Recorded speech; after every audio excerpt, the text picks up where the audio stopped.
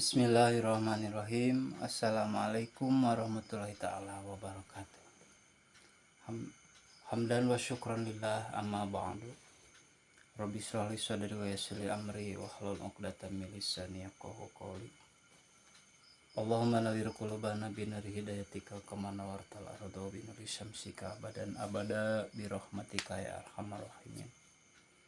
Sahabat karomah yang dirahmati oleh Allah Subhanahu wa taala. Pada kesempatan kali ini, alhamdulillah kita semua diberikan kesehatan oleh Allah Subhanahu wa taala.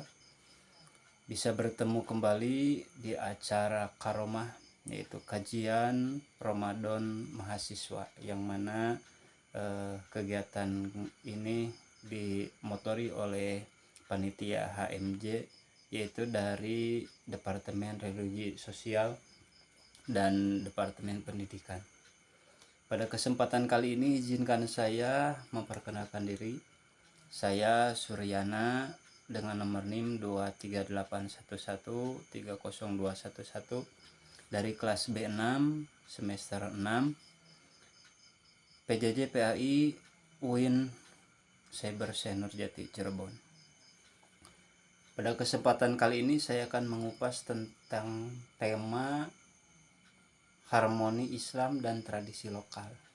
Ini belajar dari Gus Dur, yang mana Gus Dur dan pribumisasi Islam menenun harmoni iman dan budaya.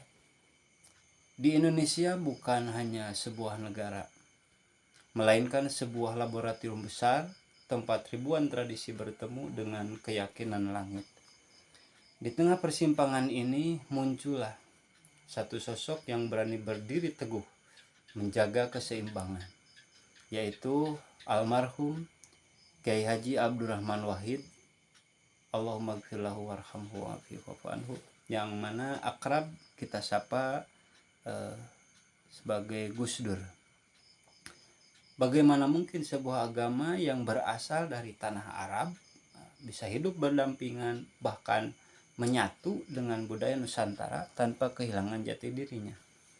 Nah, hari ini kita akan membedah konsep revolusioner Gus Dur, yang mana beliau merevolusikan pribumisasi Islam. Pertama, apa itu pribumisasi Islam? Nah, pada tahun 1980-an, Gus Dur melontarkan gagasan pribumisasi Islam. Banyak yang salah paham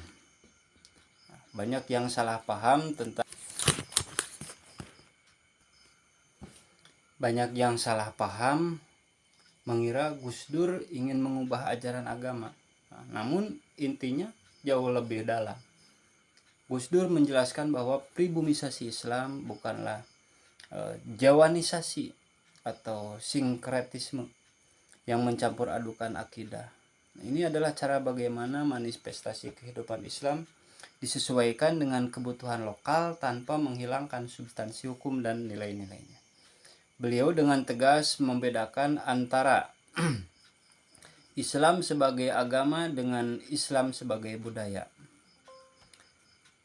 Islam tidak harus identik dengan kebudayaan Arab.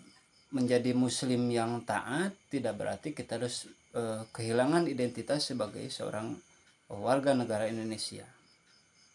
Kemudian, mengapa tradisi lokal itu penting? Bagi Gus Dur, tradisi lokal adalah wadah, sedangkan Islam adalah isinya. Nah, jika wadahnya dihancurkan, maka isinya pun akan tumpah dan sulit diterima oleh masyarakat. Nah, Gus Dur melihat tradisi sebagai jembatan, bukan penghalang. Beliau sering mencontohkan bagaimana para wali songo menggunakan wayang, tembang untuk berdakwah.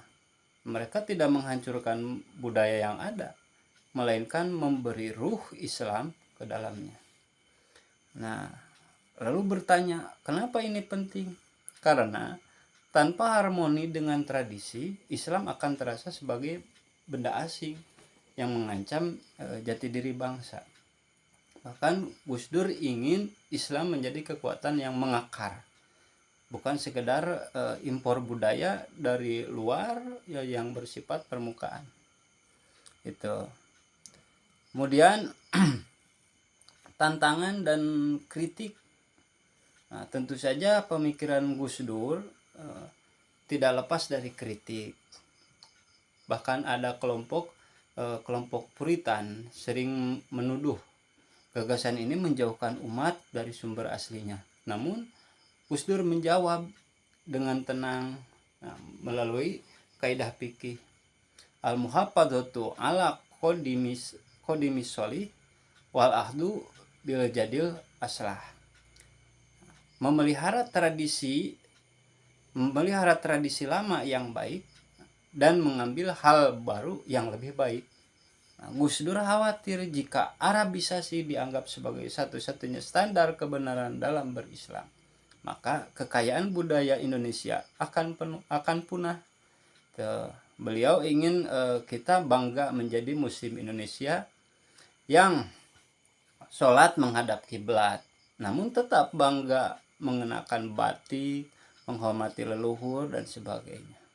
Sahabat karomah yang dirahmati oleh Allah Subhanahu wa Ta'ala, ada warisan dan relevansi yang akan kita bedah hari ini.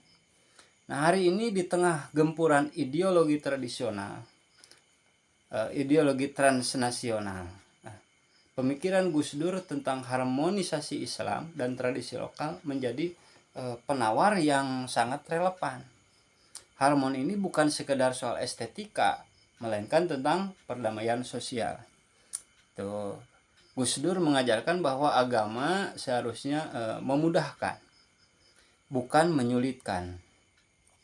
Agama seharusnya merangkul, bukan memukul.